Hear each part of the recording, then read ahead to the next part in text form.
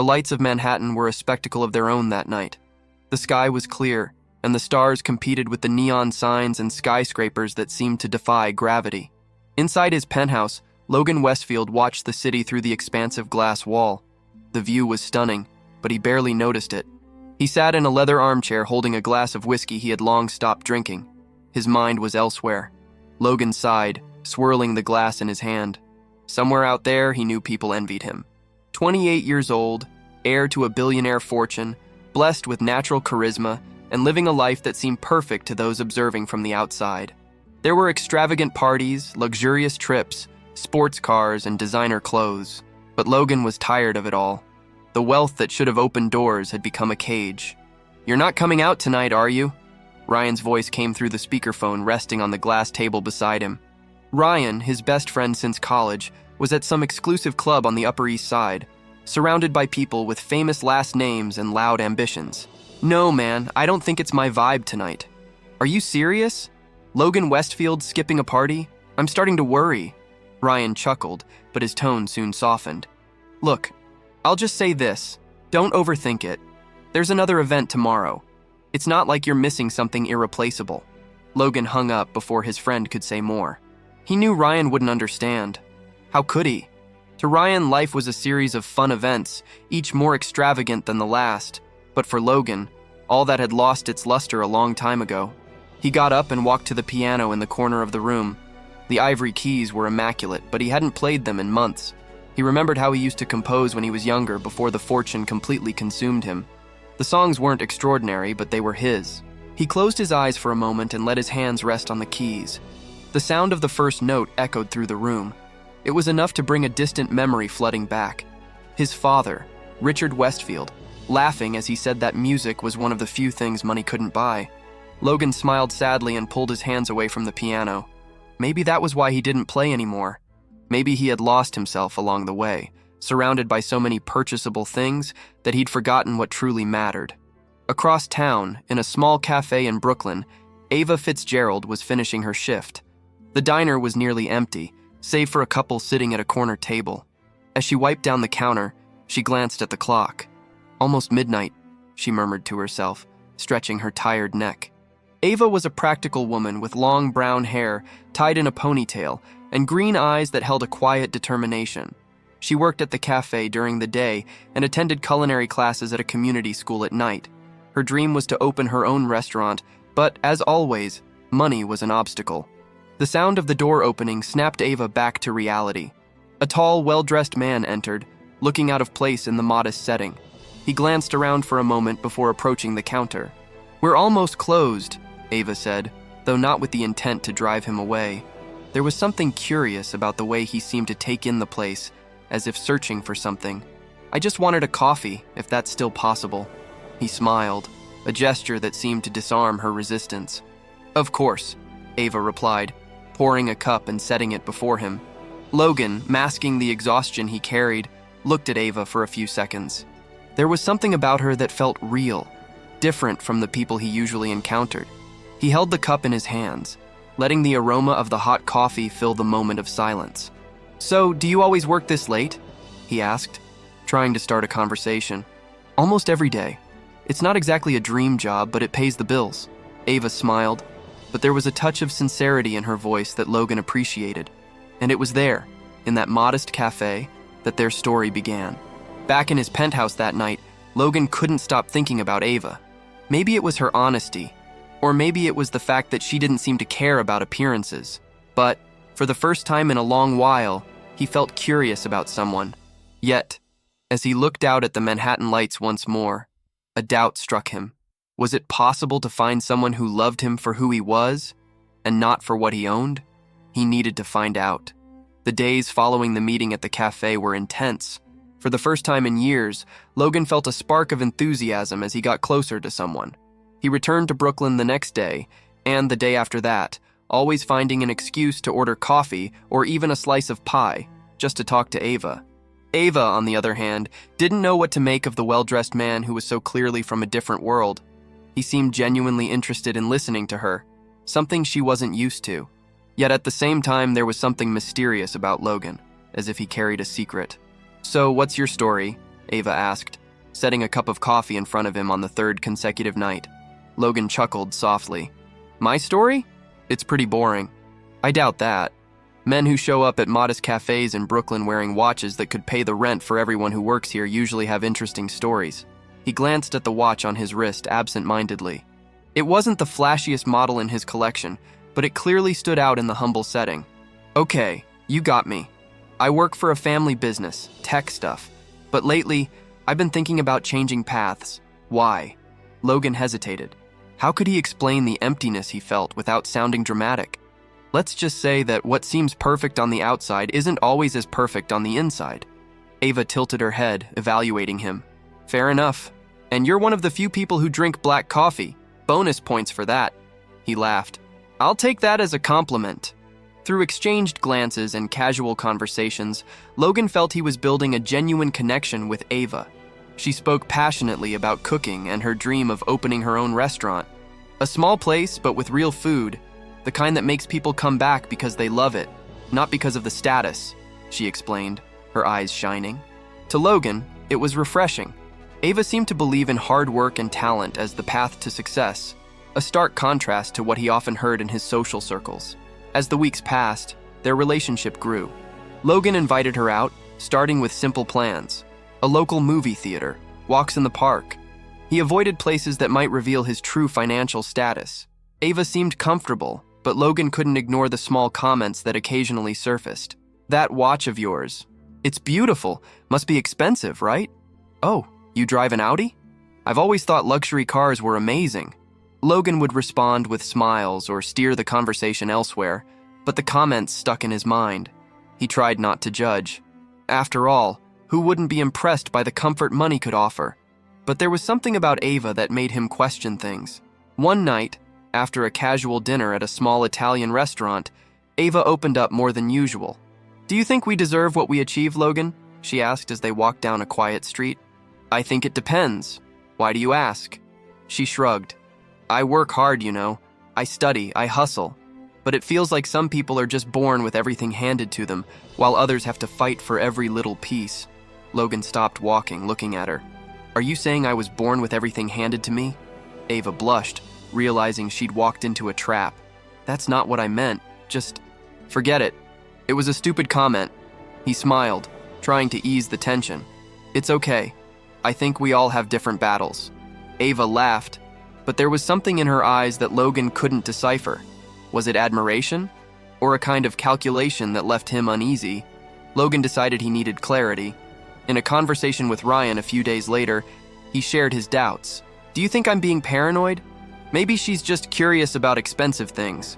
Ryan laughed loudly. Man, you've been burned so many times by people after your money that you can't trust anyone anymore. You know what you need? Test the girl. It's simple. Test how. See how she reacts if money is taken out of the equation. Logan fell silent, considering the idea. Ryan was the typical sarcastic, superficial friend, but sometimes he made sense. It's not that simple, Ryan. Isn't it? Tell her you've lost everything, fake it, or disappear and see if she misses you. I guarantee you'll find out the truth real quick. That night, back in his penthouse, Logan couldn't sleep. He stared at the pristine walls, the expensive furniture, the windows showcasing a vibrant city. As extreme as Ryan's idea seemed, something in Logan told him it was the only way. He needed to know if Ava truly cared for him as a person and not for what he owned. And so, an idea began to take shape. Logan would disappear. He would live away from luxury, without privileges, experiencing life as an ordinary person, or even less than that. Deep down, he knew this experience wouldn't just be a test for Ava. It would be a test for himself. The decision was made. Logan Westfield would disappear from his own life. He spent the following week meticulously planning every detail. It wasn't just about vanishing. He needed to ensure that his absence seemed plausible and that no one would discover his true plan. For this, he enlisted the help of his cousin Ethan, the only person he trusted completely. You want me to run everything while you literally disappear? Ethan asked, frowning as he held a cup of coffee in his hand. For a month, Logan confirmed. No more than that. Logan, this is insane. The board is going to freak out if they find out you're not around. Your mom will want to know where you are. And Ava, what are you going to tell her? I'll tell her I'm traveling for work. It's not unusual. She won't suspect a thing. Ethan sighed, but eventually agreed. He knew Logan wouldn't change his mind. Fine, but be careful. Living like homeless? Do you even know what you're getting yourself into? Not entirely, Logan admitted with a melancholic smile. But maybe that's the point. I need to get out of this bubble. The night before his departure, Logan sat on the edge of his bed, staring at the simple backpack he had packed. Inside were worn clothes he had purchased at a thrift store, an old pair of shoes, and a few basic hygiene items. He had discreetly sold one of his watches to ensure he had some cash, just enough to survive without drawing attention. Ava called as he was finishing packing. "Did you already pack for your trip?" she asked, her voice light. "Yes," he lied, swallowing the guilt. "Are you going to miss me?" "Of course I will." There was a comfortable silence, but for Logan, each word carried an invisible weight. He couldn't tell her the truth. Not yet. "I'll be back soon," he promised before ending the call. The next morning, Logan left his penthouse and began his journey. He wore a baseball cap and a baggy coat, trying to look as anonymous as possible while walking the streets of Manhattan. Without the pristine haircut, tailored suit, or air of confidence, he realized how easy it was to blend into the crowd. And for the first time, he felt invisible. The first days were brutal. Logan quickly learned that the money he had set aside wouldn't last long. He had to figure out how to secure basic necessities like food and shelter. He spent nights on park benches, trying to ignore the biting cold and discomfort. During the day, he wandered the streets, observing the city from a new perspective. He also experienced society's crushing indifference. People avoided eye contact when he asked for help or ignored him altogether, as if he didn't exist. On one of the hardest nights, when the wind cut through his thin coat, Logan found a small community shelter. It was simple, but it offered a warm place to sleep and a basic meal. That's where he met Emily. Emily was about 25 years old with short hair and bright eyes that carried a mix of weariness and determination. She approached Logan with a curious smile as he tried to settle on one of the mats. "First time here?" she asked. Logan nodded hesitantly. "Take it from me. It's better to get here early tomorrow if you want something decent to eat. They serve soup at 6, but after 7 it's just broth." Despite the situation, Emily seemed at ease, as if she had already come to terms with that reality. Logan, on the other hand, felt lost. "Thanks," he replied, lowering his gaze. She sat beside him, extending her hand. "I'm Emily. You?" "Logan." Emily studied him for a moment. "You don't look like you've been out here long." "I haven't," he admitted. "Well, here's some free advice. Trust less than you want to and more than feels safe. You'll figure out what I mean." Logan didn't know how to respond, but something about Emily made him feel a little less alone. The following days brought challenges Logan had never faced before. He learned to look for scraps in restaurant dumpsters and to compete for spots on crowded park benches. He also witnessed the city's harsher realities: homeless people being chased away by security guards, muffled cries in dark alleys, and judgmental stares from people who knew nothing about their struggles. Emily became a sort of guide for Logan. She introduced him to other homeless individuals and showed him the best places to find food or donated clothes. "Why do you help me?" he asked one afternoon as they shared a loaf of bread Emily had managed to get. She shrugged. "Because someone once did it for me, and maybe you'll do it for someone else someday." Logan stayed quiet, touched by the simplicity of her response. One night, while waiting in line at a community soup kitchen, Logan saw Ava. She was across the street, walking with a friend. She looked distracted, but for a moment, their eyes met. Logan quickly turned his face away, pulling his hood further over his head. His heart raced. He knew he couldn't be recognized, not now. But when he looked back, he noticed Ava had stopped, staring in his direction. She frowned, as if trying to process something. After a few seconds, she turned and continued on her way, but Logan knew that moment would change everything. Logan spent the night wide awake, sitting on the cold floor of a makeshift shelter, replaying the moment when his eyes met Ava's. What could she have thought? Had she recognized him, even with his unshaven beard and the hood hiding part of his features? By morning, he decided he needed to be even more careful. He changed his routine, avoiding places where Ava might pass by, but fate didn't seem willing to cooperate. 2 days later, while rummaging through a dumpster behind a restaurant, Logan heard a familiar voice. "Logan?" His body froze. He didn't need to turn around to know who it was. Ava's voice, laden with disbelief and confusion, echoed like thunder. Slowly, he straightened up, wiping his hands on his worn-out pants, and turned to face her. Ava stood a few feet away, a shopping bag in her hand, her face marked with an expression of pure shock. "It's you?" she insisted, stepping closer. Logan tried to keep his composure. "Ava, oh my God!" She covered her mouth with one hand, as if the sight of him was too much to process. "What happened to you? Why are you here? Where have you been?" He didn't have answers that would satisfy her without revealing the entire truth. Thinking quickly, he decided to lean into the assumption that must already be forming in her mind. "Things went wrong," he said, his tone resigned. "The company, I lost everything." Ava blinked a few times as if trying to comprehend. "Everything? What do you mean? Logan, why didn't you tell me?" "I didn't want you to worry," he replied, trying to sound convincing. For a moment she was silent, her gaze fixed on him. Finally, she stepped closer, approaching cautiously. "Are you living on the streets?" Logan nodded, avoiding her eyes. "This is horrible," she murmured, more to herself than to him. Ava looked confused, but also uncomfortable. And Logan, though he didn't want to admit it, noticed that her discomfort wasn't just out of concern for him. In the following days, Ava began seeking him out. She showed up in places where she knew he might be, carrying bags of clean clothes or food. Logan accepted her gestures, but each encounter brought a new layer of tension. "You need help, Logan," Ava said one afternoon as they sat on a park bench. She had brought him a sandwich and a bottle of water. "Maybe we can reach out to someone you know, a friend." "I don't have anyone left," he cut her off, ending the conversation. "That doesn't make sense," she replied, looking him up and down.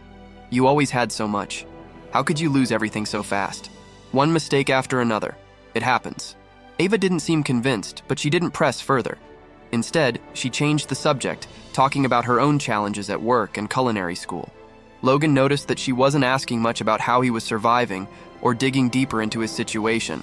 Deep down, that only confirmed his suspicions. On a particularly cold afternoon, Logan noticed a change in Ava's demeanor. She seemed more distant, less engaged. In a conversation, he tried to cheer her up. "You seem different today," he commented. "It's just, I don't know, Logan," she began hesitantly. "This is all a lot." "I understand," he replied calmly. "It's not just that." Ava looked at him, and for the first time, her eyes didn't show the same kindness. "I thought I knew you. I thought I understood who you were. But now, it's like I'm with a stranger." "Because I lost everything?" Logan asked, unable to hide the pain in his voice. She didn't answer directly. Instead, she looked away and murmured, "I think we need some time apart." Logan remained silent for a few seconds, absorbing her words. Part of him had already expected this. "I understand," he finally said. "Be happy, Ava." She said nothing more. She simply stood up and walked away, leaving him alone on the park bench. In the days that followed, Logan focused on his new routine, completely distancing himself from Ava. Emily noticed something was wrong and tried to talk to him. "You've been quieter than usual," she said, sitting beside him on a bench at the shelter. "Things happen," he replied, not offering any details. "Well, if you ever need to talk, I'm here," she said with a genuine smile. Logan studied Emily for a moment. Unlike Ava, she didn't ask intrusive questions or expect anything in return. She was simply there, offering her presence. In that moment, Logan realized that Emily was the only person who didn't treat him differently because of his situation. To her, he wasn't an heir or a former millionaire or even someone special. He was just Logan, someone who needed help as much as she did. And that simplicity began to stir something new in him. That night, as he gazed at the city lights in the distance, Logan made a decision. He would end his experiment, but he wouldn't go back to being the same person. Something about his journey had permanently changed his perspective. He still needed to face Ava again and reveal the truth. But before that, he had to decide what to do with the lessons he had learned. The days turned into weeks, and Logan began to feel more comfortable in his new reality, though no less reflective. He had faced hunger, cold, and disdain. He had lost Ava and discovered a genuine friendship in Emily. Despite it all, he knew his experiment was nearing its end. On a cold Saturday morning, Logan was walking through the streets of Brooklyn when he saw Ava again. She was sitting at a cafe with the same friend he had seen her with days earlier. He tried to look away, but she noticed him. "Logan!" Ava called out, quickly standing and running toward him. He stopped, unsure how to react. "Can we talk?" she asked, her face tense but not hostile.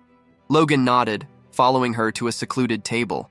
He noticed the discomfort in her eyes, but also something else. A calculated expression he hadn't seen before. "I've been thinking a lot since the last time we saw each other," Ava began, "and I think I was unfair. I shouldn't have walked away when you needed me most." Logan watched her in silence. Maybe we can start over." Ava forced a smile that didn't feel genuine. "You don't deserve to go through this alone." "Why do you want to come back now, Ava?" he asked bluntly. Ava blinked, surprised by the coldness in his voice. "Because I care about you." Logan smiled, but it wasn't a happy smile. It was the tired smile of someone who already knew the answer before hearing the question.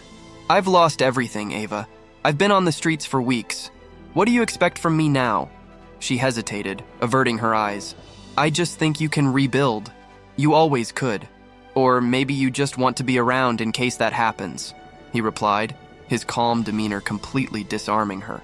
Ava opened her mouth to respond, but no sound came out. She knew there was nothing left to say.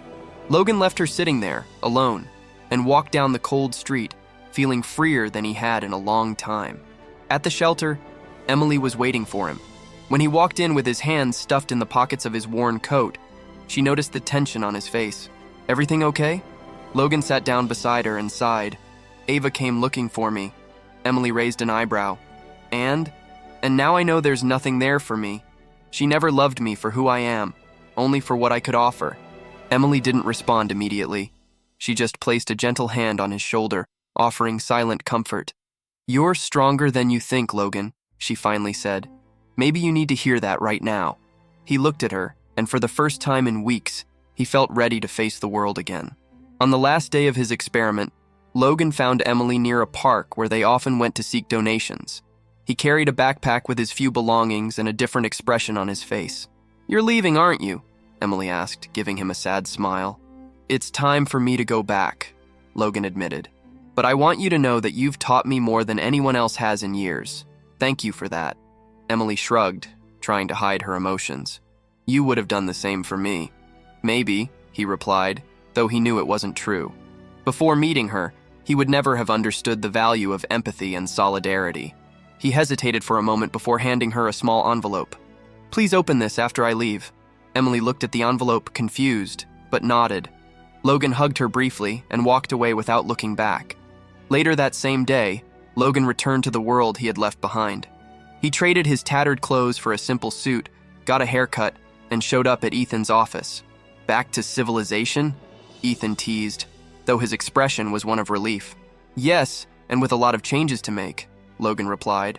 That evening, Emily finally opened the envelope Logan had given her.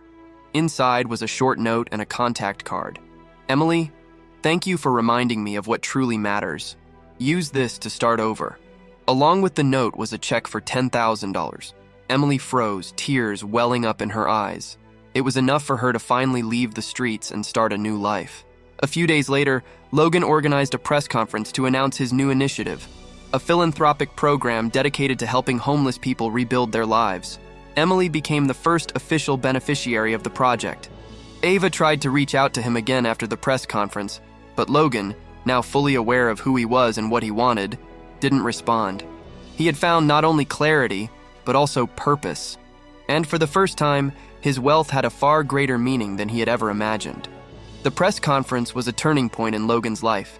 Sitting before a room full of reporters, he spoke for the first time about his experience, carefully omitting the more personal details. With a steady voice, he explained the purpose of his new project, creating a robust fund to support shelters, social reintegration programs, and psychological services for the homeless. "I spent weeks living on the streets," he said, looking directly at the cameras. "I saw how easy it is to be ignored, how hard it is to find a second chance. Now, I want to use the resources I have to give these people the opportunities they deserve. We all deserve dignity." The audience gave him a standing ovation, and Logan left the event feeling genuinely useful for the first time in years. But he knew this was only the beginning. While reporters debated his transformation, Emily was beginning her new life. Using the check Logan had left her, she rented a small apartment and started looking for job opportunities. She also became an active voice in Logan's project, sharing her story and helping others like herself. They stayed in touch, albeit discreetly. Emily often insisted that Logan didn't need to do so much for her, but he always replied, "You did more for me." Meanwhile, Ava was also processing everything that had happened. She had seen the press conference on TV and froze when she realized Logan had never lost his fortune. He had lied to her, but at the same time, he had exposed an uncomfortable truth about her. After days of deliberation, Ava decided to confront him one last time. She wanted answers, even if she knew she might never regain his trust. When Ava appeared at the headquarters of Logan's project, he was in a meeting with his team. Seeing her, he looked visibly uncomfortable but kept his composure. "Can we talk?" she asked. Logan hesitated but gestured for her to follow him into his office. Closing the door behind her, he crossed his arms and waited for her to begin. "Why did you do it?" Ava asked, her voice filled with frustration. "Why did you lie to me, pretend you'd lost everything?" "I needed to know the truth," he replied bluntly. "And I think you did too." She looked at him, hurt. "You think I'm a terrible person, don't you?" "No, Ava. I think you're human. But I also think you value things that aren't essential to me. And in the end, that's what separates us." She opened her mouth to respond, but closed it again. There was a weight to Logan's words that she couldn't deny. "I cared about you," she finally said, her eyes brimming with tears. "Maybe. But it wasn't enough." Logan stepped closer, looking at her with a seriousness that left no room for doubt. "And that's okay. Sometimes people just aren't right for each other." Ava had nothing more to say. She knew this was the end, but in a way she felt grateful for being forced to confront her own priorities. Without looking back, she left Logan's office and his life. In the months that followed, Logan threw himself completely into his work. He and Emily turned the project into something far greater than they had imagined. They developed job training programs, partnered with local businesses, and even created an app to connect homeless individuals with nearby resources like shelters and healthcare services. The journey wasn't easy. There was resistance, especially from people who considered the initiative a waste of money. But Logan remained unfazed. He had faced the streets and lost parts of himself in the process. Nothing would make him give up now. One afternoon, while visiting a shelter funded by his foundation, Logan noticed a young man sitting on one of the beds, staring at the floor. He looked lost, much like Logan had felt months earlier. "Hey, are you okay?" Logan asked, sitting down beside him. The young man looked up, surprised by the approach. I don't know." Logan smiled, extending a hand. "My name's Logan. Want to talk?" The young man hesitated, but eventually accepted the gesture. In that moment, Logan saw a piece of himself in the boy, the same desperation, the same need to be seen. The days turned into weeks, and Logan's initiative continued to grow. Emily, now the project's manager, was his closest ally. The two worked side by side, and a strong friendship, with hints of something more, began to bloom.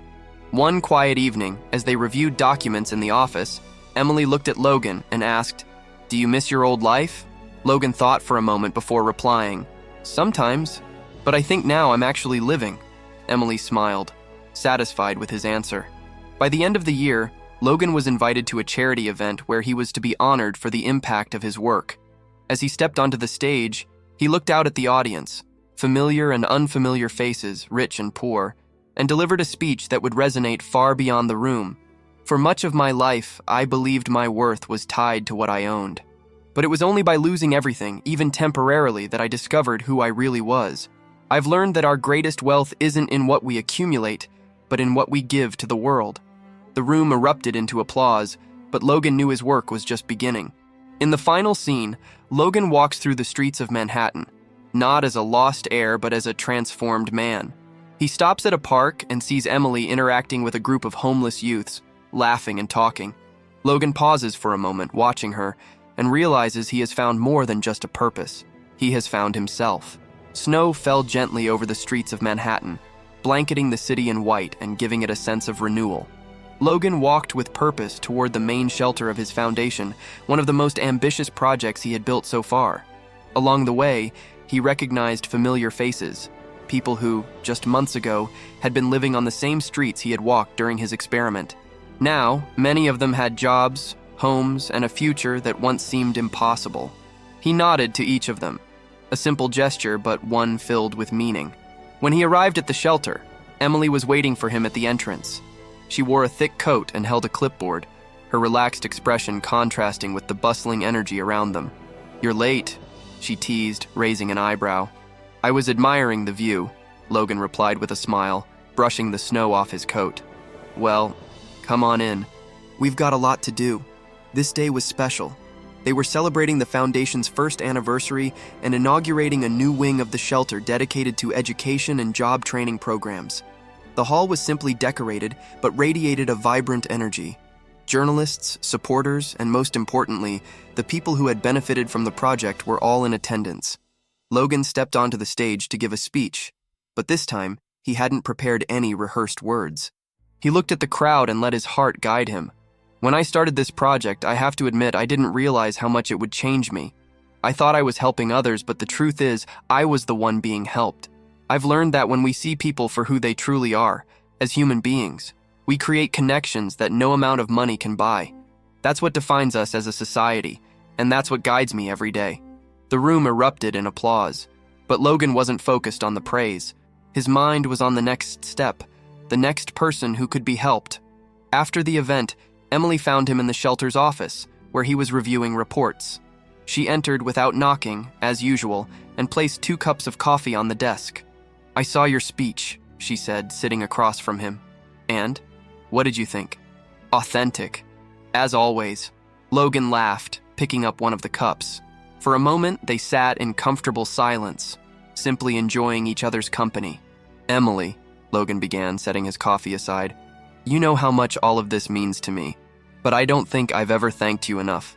"You don't have to, Logan," she replied with a soft smile. "You've already done more for me than I could have imagined." "It's not about that," he insisted. "If it weren't for you, I never would have understood what it truly means to care for someone. And I'm not just talking about the people we help. I'm talking about myself." Emily looked surprised but said nothing. Logan continued, "I want you to know that no matter what happens, you're the most important person I've met on this journey, and I hope we can keep doing this together for a long time." There was a moment of silence between them, but it was a comfortable one, filled with meaning. "I'm not planning on going anywhere," Emily finally said, her eyes sparkling. Later that night, Logan walked through the snow-covered streets, reflecting on how much his life had changed in such a short time. He passed the park bench where, months ago, he had sat as a homeless man. He stopped for a moment. Sitting on the same bench was a young man, hunched against the cold. Logan approached slowly, remembering how he had felt in that situation. "Are you okay?" he asked gently. The young man looked up at him, surprised. "Just trying to get through another night." Logan took the scarf from around his neck and handed it to the boy. Then he sat down beside him. "I've been here before," Logan said, watching the falling snow. The boy frowned, confused. "You? You don't seem like the type." Logan smiled. "Appearances can be deceiving, but I can help you, if you want." The boy looked at him, and for the first time that night, his eyes showed something beyond despair. Hope. The next day, Logan brought the young man to the shelter, where he was welcomed by Emily and the Foundation team. As Logan watched him being cared for, he felt a peace he hadn't experienced in a long time. He knew the work would never be done, but he also knew he was on the right path. He hadn't just found purpose, he had found a new way of living. And this time, he was truly alive.